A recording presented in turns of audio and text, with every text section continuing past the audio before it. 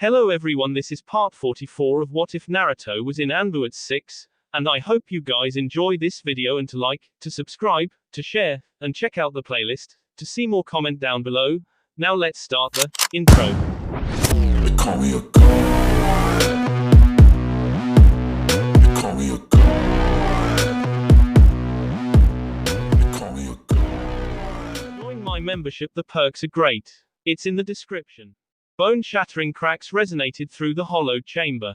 Chunks of ice and debris falling from the walls and ceilings like hail as the younger Kyuubi Jinchuriki and her Akatsuki enemy burst through the wall, both B from wounds and glancing blows that weeped red B down their B as they each struggled to gain an advantage over the other. Red chakra surged and churned, bubbling around the Jinchuriki's body as she snarled at the Uchiha, salivating through her fangs as she attempted to strike at him with massive, burning chakra claws. The ice at her feet melted with hissing steam as her chakra burned red-hot against the icy cold surface. Trickles of water slid down the slope as she anchored herself in with the claws at her feet rather than the chakra itself. The Uchiha ducked and weaved, dodged and slid, avoiding the S blows that would have torn the F from his very bones with the fluidity of an acrobat. Seeing an opening, Itachi S with his blade, narrowly missing the woman as she ducked under his swing, countering with a vicious U. Itachi twisted with a backflip, avoiding the claws before he landed on his feet, lunging at the Jinchuriki, blade extended as he attempted to plunge it through her C, only for Akina to savagely bat the weapon out of his hand, burning his skin as the demonic energy came into contact with his bare F. Her movements were powerful, and difficult to keep up with. Only his Sharingan allowed him to stay ahead of both her own hands, and the chakra claws that lashed out on their own. Finally, after what felt like an eternity, he found his next opening and took it. Sliding his foot between her own, he hooked her heel with his ankle, ignoring the uncomfortable heat at the contact, and pulled. With the slippery ice, her foot gave way with ease, sliding forward in a stumble. Before Itachi's bare fist decked her across the jaw. Losing her footing, she fell with crack to the sloping ice floor, hand digging into it with her claws. She allowed her momentum to swing her down, up and over. Using her dug-in fingers as an axis, she attempted to kick Itachi's legs out from under him. Itachi leaped up, higher along the sloping platform, avoiding the blow as he began his handseals. Akina swung to her feet, however, roaring with a grating screech as she extended a massive chakra claw towards the Sharingan wielder, who, in mid-air, had no way of dodging the attack, received the full impact full to the sea as the claw tightened around his torso with bone-crushing force. Gasping in pain, the Uchiha felt the air leave his lungs in a rush as his back was painfully against the wall. The burning grasp tightening around his entire body. Giving a hard yank to the side, Akina then proceeded to drag Itachi's struggling body across the wall of ice. Entire chunks of debris fell with a thunderous crack of ice into ice, sounding more like stone falling on stone as Itachi's body was used as a brutish F-plow, sharp vibrations rattling her C as they traveled up her legs and through her arms. When she reached the far edge, she pulled the Uchiha's now limp corpse closer for inspection, watching him be. His broken body bringing a feral satisfaction from her mind that made her bee sing in her veins and primal viciousness feel sated and satisfied. Then the infamous Nuke Nin vanished into black smoke, coalescing a moment later several yards away, still bee from several lacerations but very much alive, and still very much able to fight.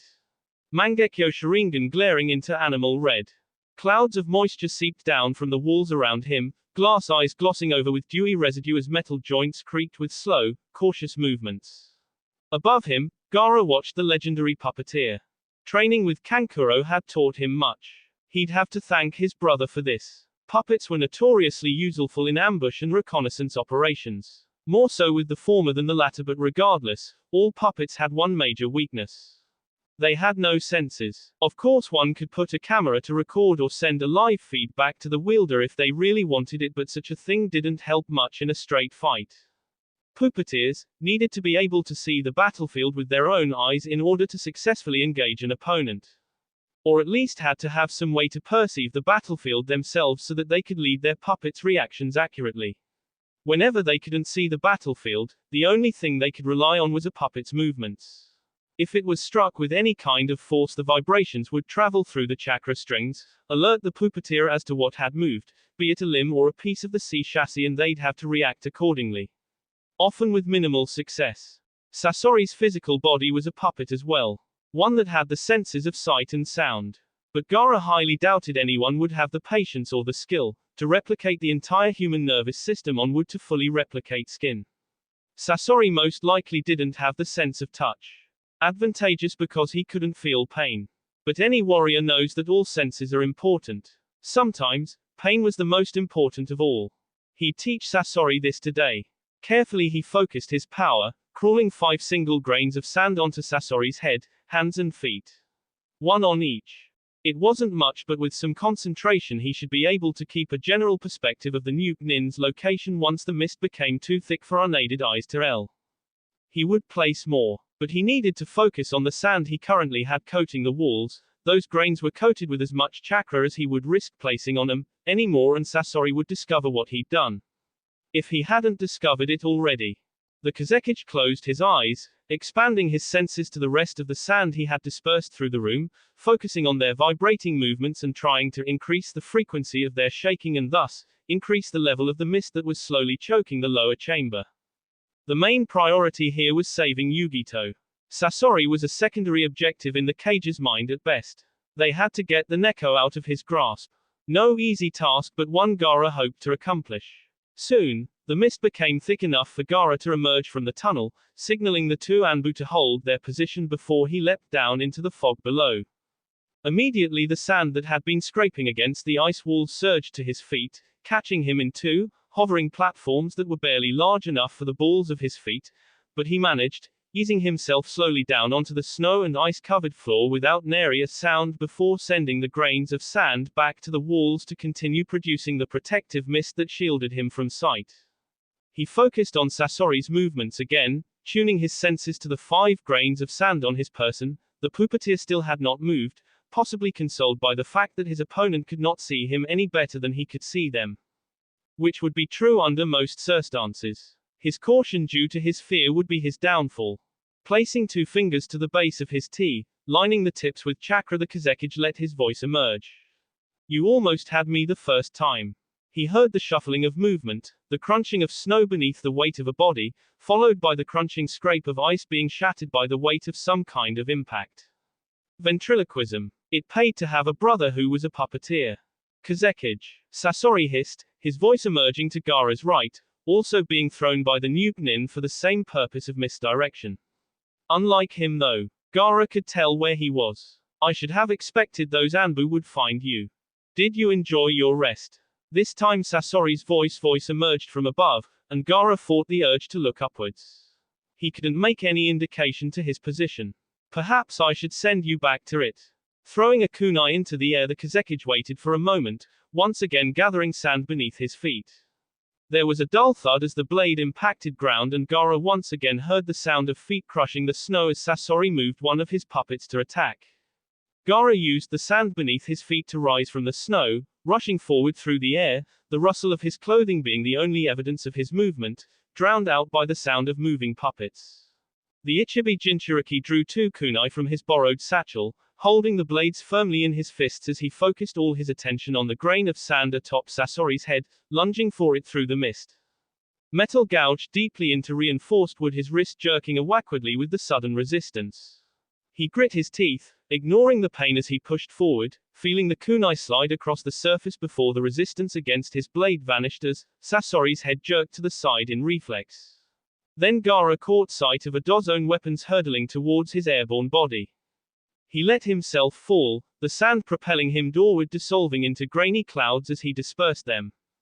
His momentum carried him forward, at a downward angle, arm finding snow as he rolled, sliding across the slick surface beneath him before he reached his feet, never breaking his stride.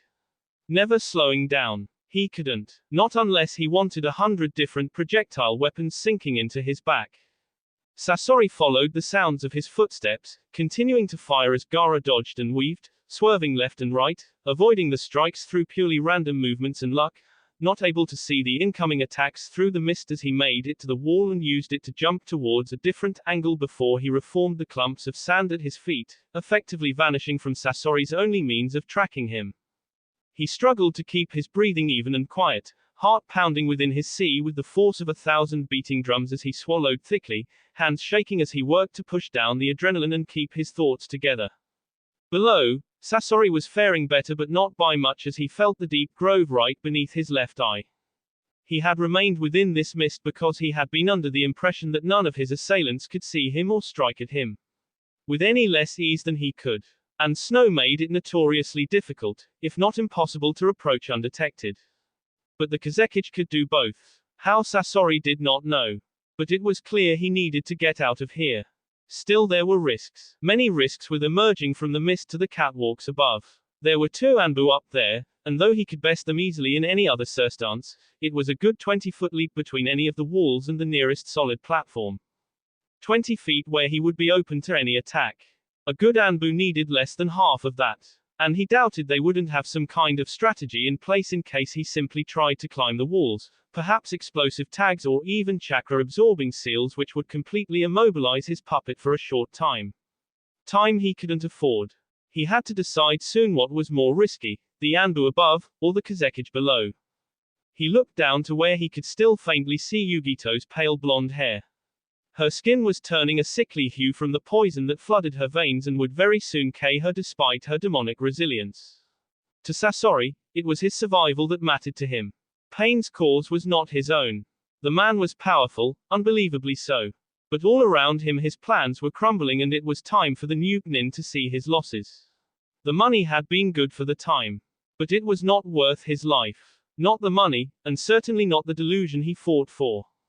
Reaching down with one of his puppets, he made the thing hoist Yugito onto its shoulder, her broken, limp body offering no resistance save for a pained groan as the mannequin's studded shoulder dug into her ribs and aggravated her still-be wounds. And so we have the bait.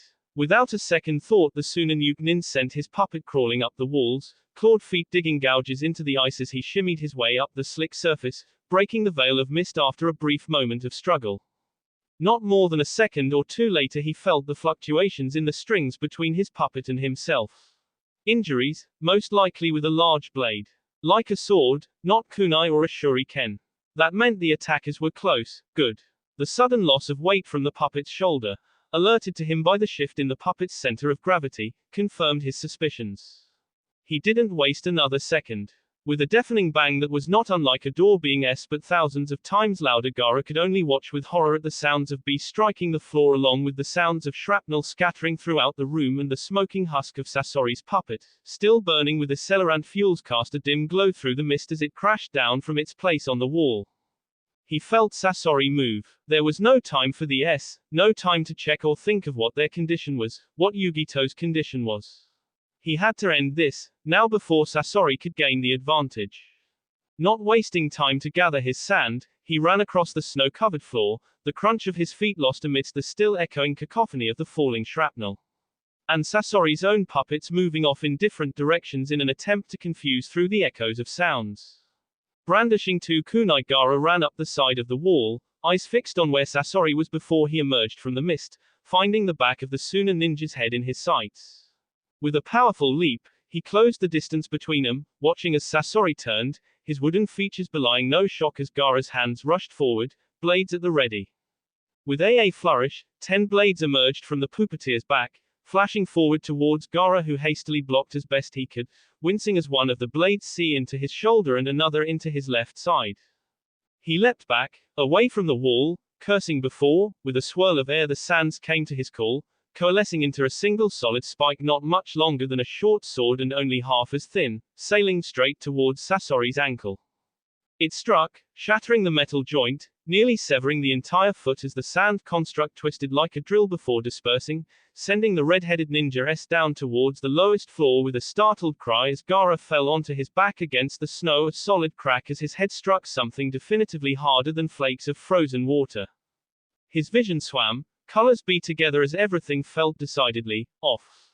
Suddenly, with jarring clarity, his senses sharpened, warnings tickling the back of his mind with their caressing touch as whatever precognitive abilities of the shukaku, attempting to manipulate absent grains of sand, lurched forward, screaming in his mind, warning him of the impending danger. He raised his hand, cursing and screaming as he felt the sickle-like blade run his hand through even as he held it up, away from his tea. The tip dangling unnervingly close to his as his hand shook with tense force as bee dripped down onto his skin and clothes. His ears twitched, hearing more of the black-garbed puppets coming forward like a horde of ravenous beasts ready to fall upon the sea of their prey. Gaara grit his teeth, the anticipation of the pain he would experience making it all the worse as he savagely yanked his hand to the side, muscle and bone parting in the wake of the razor-sharp edge of the sickle-like blade, pulling it to the side in the process, the sudden absence of resistance allowing it to dig into the snow and ice just above his shoulder. He had just enough time. In a puff of smoke the Kazekage vanished, replaced by the flaming husk of Sasori's self-destructed puppet just as dozens of other blades and kunai fell onto where he'd previously been laying, through the metal husk of the former puppet. It took the real Sasori a moment to realize what had occurred and immediately sent his thralls forward, rending blades flashing with fire as the burning fuels clung to the weapons, searching out the Kazekage as they blindly swung in wide arcs. There was a clash of blade upon blade. There, Sasori focused his efforts, sending his puppets forward in a mad rush to finish the Kazekage, to finish this fight. He heard a cry of pain. But that was not Gaara's voice.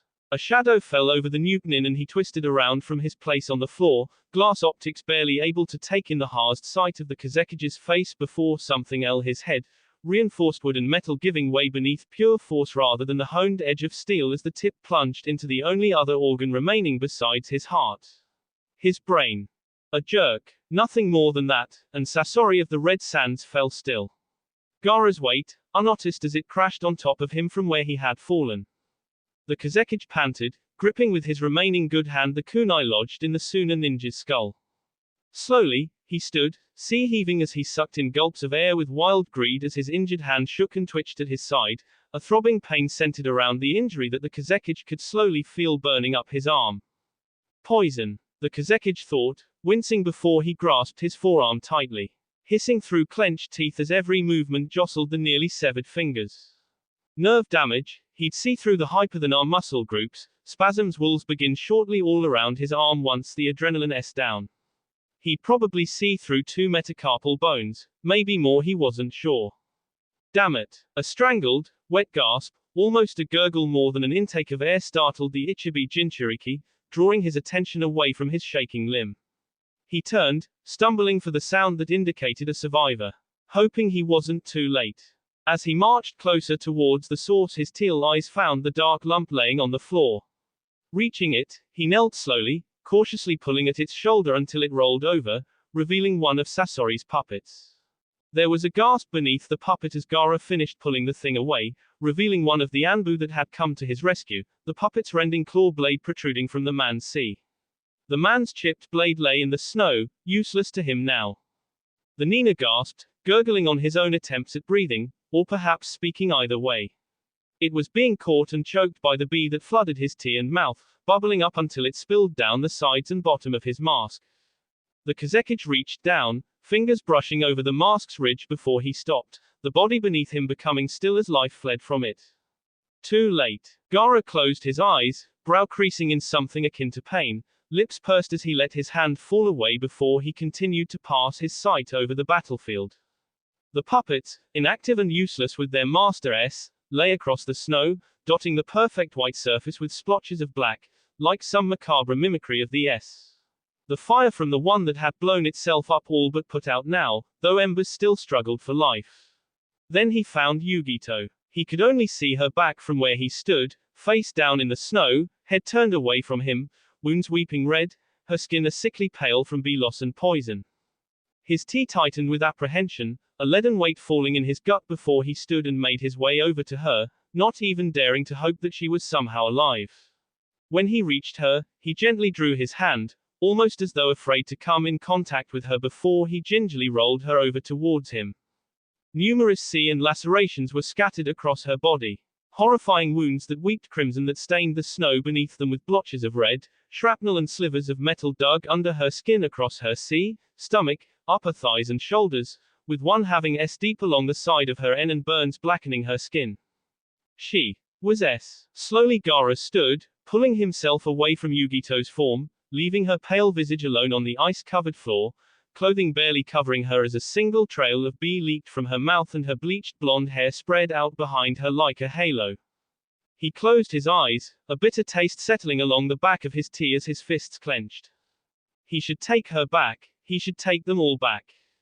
But there was no time, he could still hear the sounds of fighting outside, he needed to leave, or their rest would have been for nothing. With one last glance the Kazekage looked to the former Neko Jinchuriki, and the two Anbu that had come to his rescue, then he leaped up into the catwalks above, intending to make good on his escape. The rush of heat from the explosion stung her face and burned her eyes as she closed her lids tight, the fan beneath her feet lurching as the wind shifted to fill the vacuum caused by the fiery blast.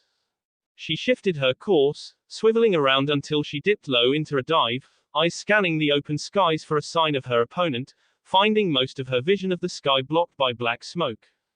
Then, with the beating of great wings, Temari found herself face to face with a massive clay beast that was easily 3 times the size of the clay bird that had just been blown up.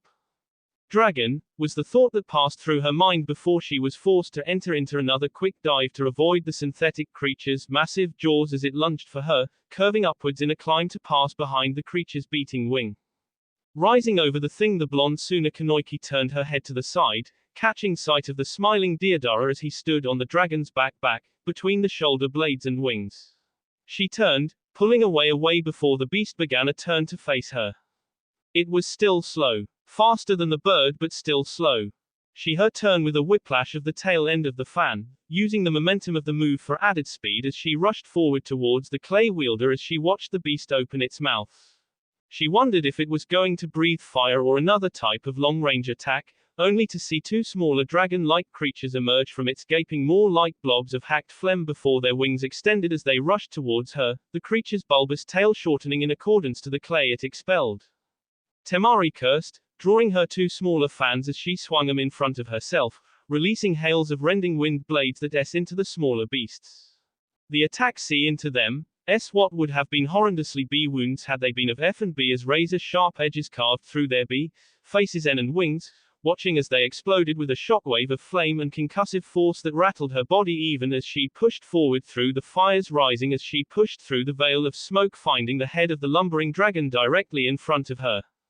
She jumped, the momentum of her previous speed carrying her forward even as she watched her fan plummet down towards the earth before she landed on the clay dragon's head. Rolling forward with her speed she sprang to her feet as she rushed the startled Deodara. She reached into her pouch, grasping shuriken between her fingers as she threw them with the ease of experience at the Iwanin, watching as the clay wielder drew his own kunai and blocked the thrown blades, tightening his stance as she rushed him. She attacked with speed and fury born from something not unlike desperation, swinging her weapons in wide arcs that sought to sever limbs or open vitals.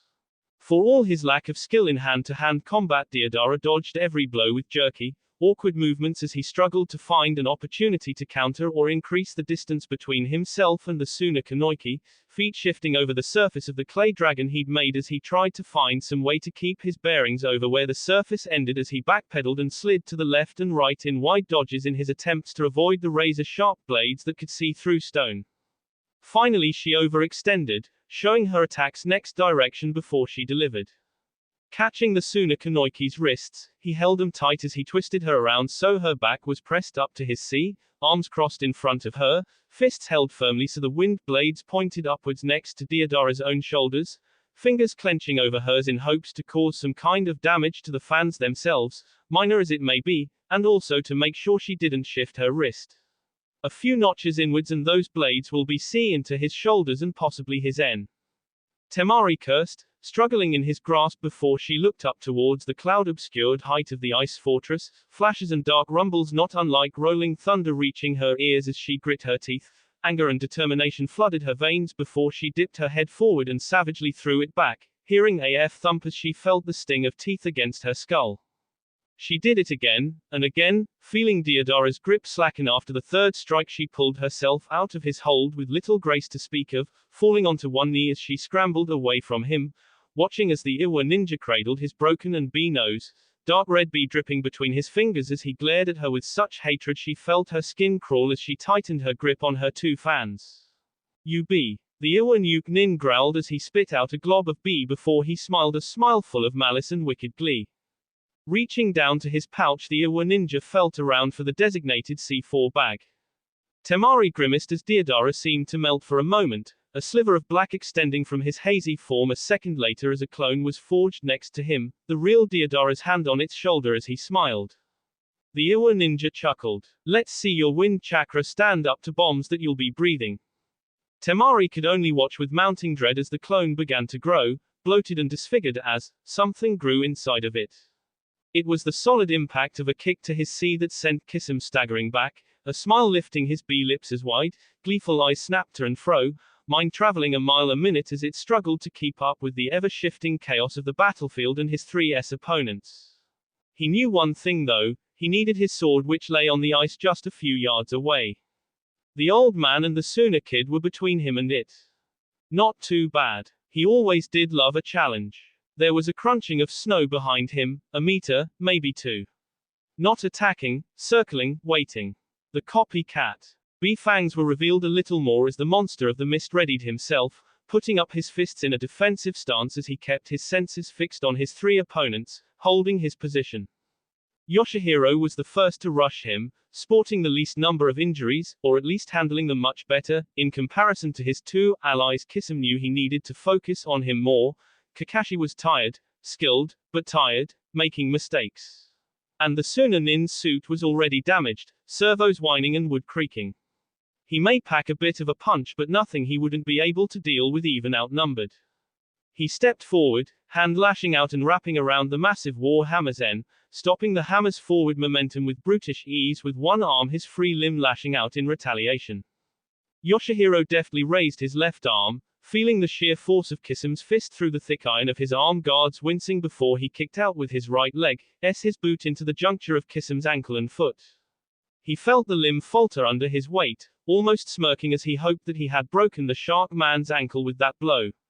But as he'd proven throughout this fight, Kisum's bones were tough, ridiculously so, and with a firm jerk Yoshihiro found his balance gone as Kisum dug in his heel and straightening his ankle with startling force.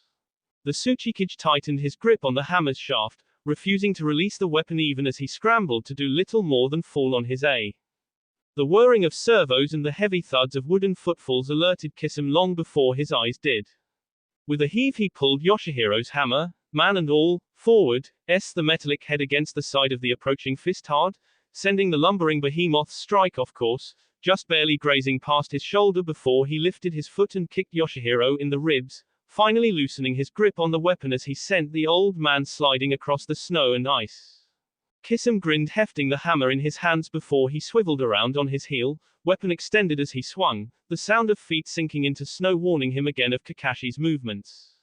The hammer struck Kakashi's skull, and Kisum watched with childish glee mingled with something akin to disappointment as B escaped the side of the ninja's head like an overly ripe grape that had just been popped before the image faded, revealing nothing but half-melted snow and half-frozen water. Kakashi's body soon emerged from behind the crumbling water clone, however, hair and clothing wet with bits of ice clinging to him, kunai blade held firmly in a fist, as he burst through the remnants of his own construct, only its faint, dull glimmer giving Kisum any warning before he felt the metal dig into his stomach, through skin and muscle as it buried itself into his up to the hilt. The noob nin grunted, B seeping out from between his clenched teeth, an annoyed scowl on his features before the smile lifted his face again and Kakashi was grabbed and hoisted up a foot off the ground by his T. Kisum raised the hammer in his hand again, ready to bust Kakashi's head wide open with the second swing when there was a great crack, and lights danced across his vision before he found earth meeting sky in a disorienting swirl of vertigo, and a throbbing pain raced up and down the side of his ribs before he felt the shocking cold of packed snow breaking under his weight. Bastard. The noob nin growled, though his tone lacked any real measure of anger as he picked himself off the floor. That one actually stung. He found his arm suddenly yanked backwards, a firm grip twisting his wrist painfully as his fingers struggled to retain the grip on the hammer that was still clutched in his hand. A fist against the side of his head, a dull thud that sent his face into the snow. It didn't hurt, but a repeated strike at the exact same spot dazed him enough to loosen his hold on the weapon. Yoshihiro, at least that's who he assumed his opponent to be, because Kankuro wasn't nearly fast enough and Kakashi's fist wasn't encased in metal, reached for the weapon, grasping it and yanking it out of his hand. Kisum's smile only grew as he felt his heart pounding beneath his C, the sense of awareness as adrenaline flooded his veins and everything slowed as he tried to think of a way out of this situation before that 40-pound weight came crashing down on his skull. The thrill. That was why he fought. It never got old, never waned. It was always something new, an entirely all too powerful experience that was always unique. With his free hand, the blue-skinned man reached up, grasping the kunai still lodged just above his stomach, yanking it out before twisting around despite the arm still twisted behind his back. With a gut-churning scrape of bone sliding against bone, his arm was pulled from its socket, offering him just enough leverage to reach up and the dull painted metal into Yoshihiro's thigh, the tip winding its way between the folds or iron and chainmail. The old Tsuchikage screamed, the hand that had previously been holding Kisam's wrist releasing him as it went to grip the weapon's shaft, his other hand still holding his weapon. Rolling onto his back before the old man had a chance to recover, Kisam lashed out with an awkward kick, the side of his foot onto the kunai's handle, digging it even further into Yoshihiro's limb. The Tsuchikage crumpled, leg giving out beneath him before Kisam used the same foot to kick him across the face, knocking him down as the Kiri ninja began to stagger to his feet. He didn't have the luxury of time to waste. A fact which was proven by Kankuro and Kakashi a moment later as both men rushed forward. Reaching his feet, Kisam barely had time to brace himself before Kankuro's armor-covered body into him, motors revving as it attempted to grapple the new nin into a submission. But even with one arm currently disabled, Kisam's strength bordered on unreal, his remaining limb going under and over Kankuro's shoulder as he worked as best he could in an attempt to throw Kankuro face down into the snow. A blur to his right brought his attention to Kakashi. Finding the Junin rushing towards him, steps sluggish in comparison to his normal speed. He was exhausted, good that would make him sloppy. Kisam lashed out with a kick, leaning against Kankuro to offset the weight, watching as Kakashi smoothly slid to the side, avoiding the attack, kunai in hand as he thrust it forward in a strike that would have buried the blade into Kisam's temple. But the Kiri ninja leaned back, avoiding the weapon, teeth gleaming in a wide smile before those same teeth sprang forward in a vicious bite, rending from bone as the sharpened fangs tore into the skin and muscle of Kakashi's forearm. The silver-haired ninja screamed BM, stopping awkwardly as his entire mind went completely blank due to the sheer rolling pain that raced up and down his limb as Kisam clenched his teeth all the tighter. Kisam's jaws were like a vice, powerful muscles clamping down with mind-numbing force as he tasted the coppery metal of bead pulling inside of his mouth. He bit down a little harder before finally releasing the copy ninja, watching as the man backed away, cradling his injured arm before Kisam finally managed to throw Kankuro off balance, knocking him and his suit down onto one knee before he leaped over him, rushing towards Samehida, still laying on the soft snow. Sliding across the white snow to close the remaining distance, he reached out with his remaining arm, grasping the hilt of the legendary blade before smoothly reaching his feet, holding the weapon across his sea as he smiled at the three recovering ninja. Jerking his upper body once, he savagely threw his limp arm out to the side, growling as the humerus reattached itself into the socket with a sickening scrape of bone on bone. Muscle fibers and torn ligaments screamed with agony that he dutifully ignored as he grasped Samehida firmly in both his hands, smiling with teeth. Let's try this. He stopped, smile slipping from his lips before he turned, looking up towards the sky where he found a massive dummy that looked like Deodara, its body slowly expanding as though it were about to rupture. Kisam growled. Not today, you worthless waste of space, he thought, turning away from his three injured opponents as he placed Samehida securely on his back again. As he formed his hand seals, Kakashi, Yoshihiro and Kankuro felt a rumbling beneath their feet. Temari braced herself, torn between attacking Deodara, risking him blowing that doll up in her face, or finding a way off of this dragon in order to get away from the impending blast. She argued to herself, cursing her indecision as reason fought with instinctive fear. Too long it would seem. Deodara's smile grew wide, teeth escaping the confines of his lips as he laughed, his hand pulling away from the now bloated clone that didn't seem to be stopping its growing any time soon. Your F.S. now be. Temari swallowed, fight or flight instinct taking over. And she chose flight. Turning sharply to the side, the Suna Kanoiki ran towards the edge of the dragon's back, determining that she would figure out a way to slow her fall after she avoided the explosion. Temari's run towards escape was halted when the dragon suddenly lurched to the side, its body shifting beneath her feet with such force and suddenness that she felt herself stumble before falling, tumbling once, twice, before the beast leveled out, stopping her movements. She began to pull herself up, wincing as a sharp pain shot up her calf bone. Pulled muscle. Sprained ankle. She didn't know and she didn't care at the moment. She looked up, reaching one knee before she found Deodara's arrogant smile, assured of his own victory as his bloated puppet thing seemed as though it was just about ready to finally. Then, something into the underside of Deodara's clay mount, lurching it upwards so violently Temari felt one shoulder nearly pop out of its place as it struggled to hold her up, fumbling wildly as half-melted snow, water and ice surged up from around the dragon's side. Wah! And that was all Temari would ever hear of the blonde Akatsuki member as jaws of a swirling, crushing water dragon closed in around him, sheer current pressure tearing through hardened clay and swallowing both Deodara and his bloated clone while the clay dragon apart like rice paper, its forward half falling to earth with Temari still on top its falling surface. The water dragon rose higher into the air, a swirling pillar of water and ice. It was the biggest attack of that type that she'd ever seen. The chakra to make it must have been monumental. Temari gripped the now surface of the clay dragon's back with chakra, watching as the massive construct of water rose high before arching downwards and down into some distant area on the ground, utterly crushing whatever had been trapped within it. But the Suna princess could spare no more time watching. Standing unsteadily against the rushing air that beat against her in the descent, she looked down to the rapidly approaching ground and the ice fortress just a few dozen meters off to the side. Best she was gonna get. An unsteady step turned into a breaking run, a jerky pause turning into a desperate jump towards the only means of survival, a solid wall of slick ice. Her legs sprang her through the air with force, the high winds lashing at her exposed skin like whips of rusted wire before she into the unyielding surface of the Akatsuki's base.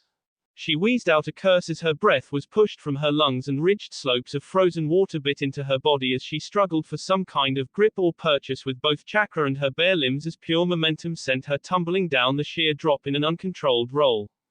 Finally, she stilled, sliding now on her back instead of rolling before she righted herself so her feet were downward. Chakra coating the back of her arms and legs, slowly easing her to a relative stop as she struggled to catch her breath, her heart pounding against her before she looked upwards, ignoring the shaking that rattled her insides from the massive chunk of sculpted clay that finally crashed into the ground, watching the flashes rumble down from the clouds above, to signify the progress of the duel between Naruto and the paper witch. With a groan of effort she rolled herself onto her front, wincing at the cold that seeped through her clothing along her stomach and legs as she began the arduous climb upward. Kisum smirked, watching as the dragon elevated itself high into the air, snow and ice water sliding beneath and around his feet as it gathered together to feed the ever-growing beast. Behind him, Kakashi, Kankuro and Yoshihiro watched with rapt attention as the creature surged upwards, growing until it was almost as tall as the cage towers of the 5 nations and as thick as a standard-built 2-story building. Its sheer size alone would swallow up more chakra than any of the 3 elites held in their entire B. How Kisum was able to do this on a whim was nothing short of mind-boggling to them. The 3 started to move forward, seeking to close the distance between themselves and Kisum to stop him from turning the massive dragon on him if only through sheer risk of proximity. But stopped when, to their surprise and confusion, the thing angled its massive head upwards towards the clay dragon still circling above in the sky, roaring as it surged forward, its maw opening wide before it tore the, by comparison, diminutive clay creature in two with a single bite arcing through the sky before its face into the unyielding surface of the ice that covered the lake several hundred yards away, no doubt utterly obliterating anything that may have been caught inside of it. With a flourish Kisum turned, a smile plastered over his face as he brandished his sword, barely winded from the use of what must have been a gargantuan consumption of chakra for the technique that had just all but his ally, making all 3 of his opponents pause in their run just a few yards short of reaching him. The noob nin chuckled as he turned, spreading his arms wide as he yelled. All right then. I think I was just in the middle of kicking your wasn't I? The ground rushed up to meet the Uchiha, legs struggling to catch his weight and simultaneously halt his downward momentum without splintering the bones in his limbs. A crunching of snow behind him, he turned, rushing forward in a blur of blacks and reds as the 3 tomo of his Sharingan spun wildly within his eyes, accelerating his perceptions and reflexes enough to catch her movements easily as she met his charge with her own. She lashed out, reaching for him with claws of fire and energy which he easily avoided. Retaliating with from the kunai blade in his hand, sparks of electricity dancing across its metallic surface as he see deeply into her side as she howled her rage at the sharp bite of pain before she stopped, swiveling on her heel, attacking with a backhanded swipe that should have removed the Uchiha's head from his shoulders, but only struck tendrils of wispy black smoke as the new nin practically evaporated before her eyes. Her senses kicked in, ears and touch finding what her eyes could not. A rustle of clothing, the air currents above her, disturbed. She jumped back, melting snow and ice beneath her feet as she landed kunai and shuriken raining down on her previous position shortly before her opponent landed, hands going through seals before dozens of clones appeared at his sides, rushing off in various directions, flanking her as they circled and rushed in for their K. She attacked like the beast she helped house, lashing out with wild abandon to her left and right, growling and snarling as she struck at her attackers, dispelling those her claws reached, while others slipped between her strikes, scoring hits and see where they could, dispelling immediately after as the toxic nature of the demon's chakra ate away at their energy consumption, destabilizing their constructed forms. The S of the blade C into her back, burning agony racing across her shoulder as she stumbled forward, one hand reaching over to grasp her lacerated shoulder and back. Before a foot connected solidly with her jaw, knocking her off her feet and sending her sliding across the icy floor. She cursed, blonde hair clinging to her face with ice water and sweat as she struggled to push herself up again, dazed. She wondered where Itachi was. She needed to get up, to attack again before he attacked her. His words made her be run cold. Amaterasu. Pure, raw agony exploded across her back and left side, screaming BM as black flames, more powerful than any other fire jutsu in known existence, burned through the chakra cloak that covered her body like armor, searing through clothing and skin, eating away at the muscle beneath. She writhed in agony, thrashing on the floor as she howled and screamed in pain, rolling as she tried futilely to put out the hellfire that would supposedly burn for 7 days and 7 nights. Itachi watched the woman, watched her face, feral and wild, twisted in what could only be indescribable pain. He watched as tears evaporated before they fully fell from her cheeks, fingers twitching spasmodically as she thrashed on the ground, twisting so hard as she continued to burn he thought she would break her spine with her own spasms. His eye released B tears, the shuriken-like iris spinning as he focused on the S fires, willing them to S away as he forced them to adhere to his will, snuffing them out a moment later, leaving the woman's entire back steaming and smoking as the skin was charred black over the damaged muscle and raw tissue beneath. Wet coughs escaped her tea as she choked on her own bee, wheezing strained breaths that only gurgled in her windpipe. Itachi blinked, wiping the bee that stung at his eye as he watched her lay there, helpless on the floor. He defeated her by himself. No, you are not him. His teeth clenched, muscles going taut as his body coiled and tensed, the chakra building within his form, beneath the surface, surging and flowing before he expelled it outwards in all directions with a violent wave that rippled through the broken plateau of ice along the top of the structure, scattering wisps of white paper and snow that blended together into an indiscernible mass. Above him, Conan reeled from the shock wave, a grunt escaping tightly clenched teeth as the force washed over her, the wings on her back catching the wind, and raising her higher with the powerful, harsh gusts. She drew the false appendages back, sheets of white coiling away, giving no resistance to the force of gravity as she dove down towards him, a paper sword coalescing into her hand, glowing as she powered it with wind chakra. He jumped straight towards her, meeting her dive with his own charge. She swerved to the right, narrowly avoiding his claws as he lashed out at her. Circling back around, she struck at his back, only for him to bring his single, wind-empowered kunai over his shoulders and down along the length of his exposed spine, blocking her strike. She used her wings to angle herself, striking at his exposed ribs with a kick, receiving a full hit onto his side. As her reward, as she sent him back down towards the plateau of ice before she rushed him again, choosing to press the attack while she still could. He hit the ground rolling, fluidly reaching his feet before he breathed out a torrent of red flame towards the paper witch. Again, she swerved in midair, a violent, sharp shift in trajectory that unsettled the snow at their feet as her wings harshly beat against the air to continue defying the force of gravity. The heat of the fire stung her eyes and singed the edges of her cloak, wisps of paper peeling away as they burned, lest they consume the rest of her as well. She circled, squinting through the glow and heat of the flames as she tried to get a fix on where exactly she could strike to do the most damage. She closed her eyes, the sting of the heat, contrasting sharply with the biting chill of the wind overcoming her for a moment. When her eyes opened again, she found herself staring at Naruto's clawed hand, extended towards her, 3 feet away. A concussive blast of pressurized wind suddenly s into her, striking her face, sea and stomach, grinding her forward momentum to a halt and nearly breaking her end with the whiplash as she was then forcefully shoved back, sailing through the air with speed before finally s against the ground, sliding across the ice before coming to a halt. With a great leap that carried him into the air, he closed the distance between them, blade raised high, point held downward as he descended, poised to land directly over her. Conan swayed as she picked herself up, one arm cradling her temple as more of the crimson liquid trailed from her lips, specking across the pristine white of the ice beneath her. Suddenly, a blade of pure wind was plunged through her body, entering through her back and escaping its new sheath from her stomach, letting even more stain the snow and ice. Naruto stood over her, one hand on the ring pommel of the kunai blade, the other gripping its hilt before he savagely cut it out of her side. Suddenly, Conan's body fell away, scattering to the winds in sheets of pale white, reassembling themselves behind the blonde Jinchuriki before she drove two kunai into his shoulder blades, weapons of obsidian steel driving themselves through bone and muscle before she savagely yanked out the black-tinted weapons in a shower of she moved to escape from before the liquid could hit her.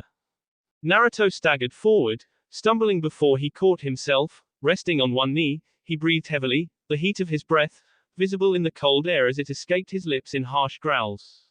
He seethed in anger at his own condition, cursing his weakened mortal body as it struggled against injuries and toxic yuki. And faltering as it did. He turned slowly, slumped shoulders freely, crimson trails darkening his red cloak as he turned on weakening knees towards the blue-haired woman. Conan did not waste time, did not risk him bouncing back from his injuries. She struck fast and with a brutal, precise savagery. Thin wisps of paper traveled through the air, nearly invisible against the white backdrop of snow, spinning with faint whistling sounds as they see through the air, and finally their way through him. Razor-thin blades breaking through skin, bone and tendons.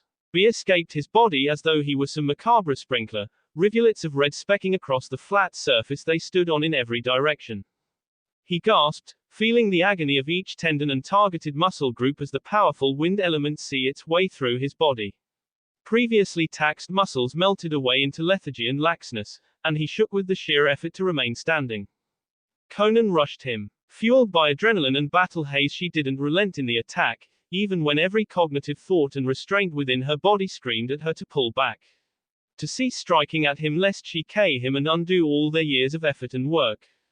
But she didn't, and as she drove the wind-powered kunai into his sea, the specks of that struck her face felt agonizingly satisfying, and the feeling did not relent even as she plunged the second kunai through his back as she circled around him. Then she pulled away, haggard breaths, shaking her sea as her fingers shook with the adrenaline that continued to course through her veins. Naruto fell to his knees, the two wind-empowered kunai that had been plunged into him clattering to the floor along with his own as the chakra that had fueled them was burned out, exhausting itself after a moment. His head remained bowed, staring down to the ice at their feet, the cold seeping through his pants and into his legs, melting into the black cloth. The cold brought his eyes down towards the snow. And there he saw it. A small thin paper, fluttering as if it were about to abandon its struggle and let itself be carried away by the winds. Apparently, the only thing that kept the parchment on the ground was the weight of the that coated a side of it. He reached down, grasping the object in his clawed hands, watching as the side tore and fell away at the slightest of pressures. Conan watched as he slowly began to stand again, mustering strength in faltering legs and shaking shoulders as he forced himself to rise again despite what she knew must have been near crippling physical pain. He used his chakra to fuel his limbs now, no doubt using it as some weak bridge to at least ignore the severed tendons for the time being. She allowed herself to relax, taking in how every movement seemed to sap more and more of his strength. Soon he would collapse, either from sheer exhaustion, loss, or from overtaxing his body beyond even its supernatural limit. She felt his chakra ripple outwards, washing over her as it began a slow build-up. Her senses prickled and the hairs along the back of her end stood on end. She watched as fire gathered along his arms and soon she relaxed. Though if she were ever hit by one, it would spell her doom. Fire attacks were generally slow, beating only earth techniques in speed by a very small margin. No matter how massive the attack was, she would most likely be able to avoid it with a great deal of success. Given his body's condition, it didn't seem as though he would be standing after he launched this. As such, she could only summarize that he hoped to utterly destroy her in one massive, final attack. He was desperate. She'd won this fight. Her wings spread out, catching the wind with a mighty flap as she rose into the air, placing greater distance between herself and the Jinchuriki. She gazed down on him. Brown eyes lit with the assurance of victory. The flames formed up around him, born from his chakra. They danced over his body without burning him, teeth gritted in effort as his pain-fogged mind fought through the haze. Conan felt and saw the chakra rise higher and higher, building up as though it were a great river behind a dam. He circled her writhing body, dark eyes waiting for something as he paced around her, staying several feet away as she struggled to even breathe through the pain.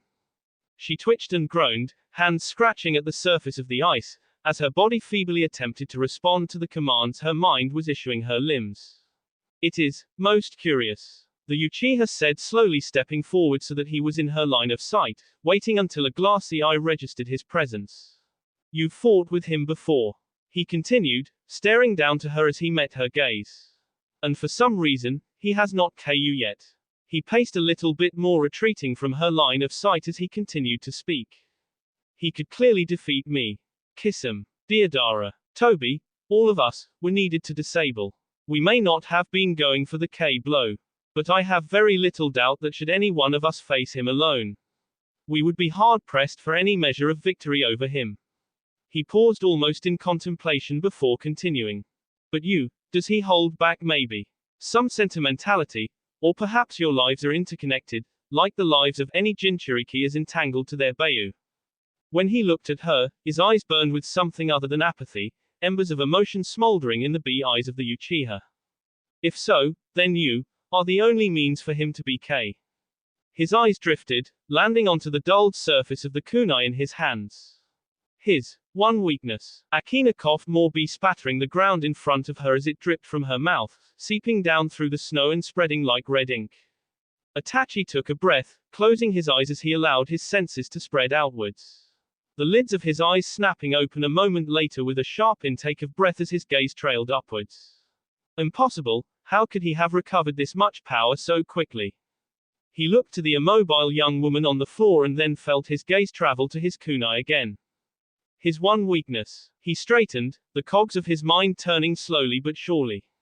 Slowly a small smile lifted his features. Then the entire room shuddered around him as the shock wave of some deafening explosion took his feet out from under him as the walls and tore themselves down around them with powerful tremors. He'll bring this whole place down around our ears. The Uchiha mentally snarled, growling before he holstered his kunai and rushed towards the still immobile female as huge chunks of ice s down around the platform. Conan never contemplated that so many flames could be made by a single jutsu. The bright orange heat escaped the Kyuubi Jinchuriki's clenched hands, in a massive blast that was not unlike some of Deodara's greatest explosion, rising higher and higher into the air. But not towards her. Conan watched as the fire rose to new heights, becoming a great spire of pure flame as it reached the very clouds themselves. Orange light seeped through the grey clouds as though tearing abyssal fissures through the sky, turning the land of ice into a nightmare, hellish landscape with its orange lighting. His purpose became clear to Conan a moment later when water, not snow, struck her cheek.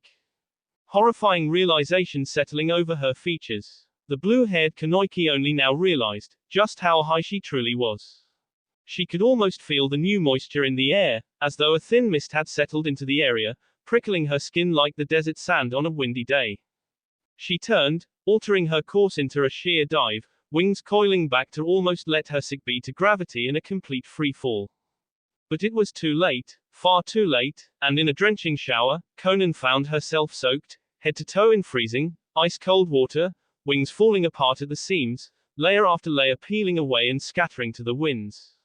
She tried to control her fall, slow herself down, finding, at best, minimal success, and all too soon the unyielding surface of the top of the ice fortress met her descent with a gut-churning thud. He raced through snow and ice. A path known to him by heart already but seeming agonizingly long in his rush as he and the other five continued to push through. The protective storm that circled around his base like the eye of a great typhoon, doing little to slow their stride as harsh gusts sent shards of ice into their faces and exposed skin. He needed to get there. There was a flash, blinding all of his eyes for a moment before each adjusted, seeing the fiery orange haze from beyond the veil of the storm. Conan. So long, it had been so long since she had felt such pain, unfamiliar and blinding. It raced up her limb, freezing every thought and nerve for what must have been an eternity. Don't go into shock, don't go into shock, don't, she chanted over and over in her mind, using the mantra to try and focus the shattered vestiges of her thoughts. She breathed through clenched teeth, of agony escaping her tea with each breath as her eyes were shut tight. Her remaining arm cradling her shattered one. And for the longest of times all she could focus on was this horrifying pain. She opened her eyes slowly.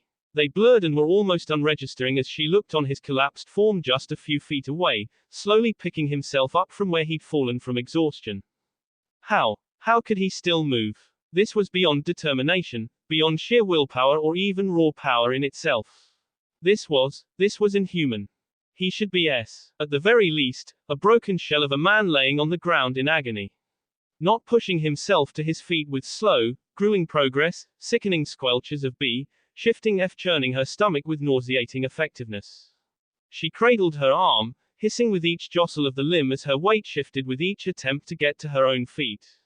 Finally she managed to stand, lightly holding her appendage, the skin of which was almost scorching red hot over the multiple fractures. She looked to him again, watching as he knelt, almost sitting over his two legs, hands resting over bent knees, head bowed low. He seemed almost catatonic really, as if this time he was well and truly done for.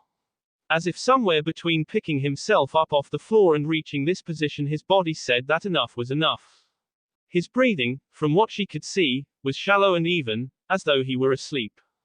She stepped forward slowly, warily, jumping at every step in which he didn't lash out at her in a flurry of motion.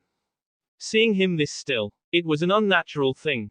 She swallowed thickly before she shook her head at her own cowardice, forming her hand seals as best she could, hissing and wincing with every movement of her shattered limb. Only pure focus and determination kept her fingers still long enough to form the sequence. Though his body still couldn't properly channel the demonic energy of the QB due to the rapid fluctuations his sudden release from the binding seal in the central chamber had caused. It was very likely that it was slowly readjusting itself. If he even regained a fraction of his previous control, then he could outlast them as he always had. As her chakra slowly wound its way through her coils onto the fingertips of her uninjured arm, Conan sensed a shift in the air, and a dim, almost unnoticeable red haze had crept in along her peripheral vision, simmering the air around him. No. The thought was more disbelieving than angry or shocked, filled with incredulity and a hint of desperation. She looked to him, head still bowed, hair matted down with and sweat, eyes closed. No. There was simply no way that he could be. She didn't hesitate another moment. Rushing forward before she had even finished her final seals, she sought to close the distance between them before he could even steal another breath. She was desperate in her bid to reach him, unfocused, careless.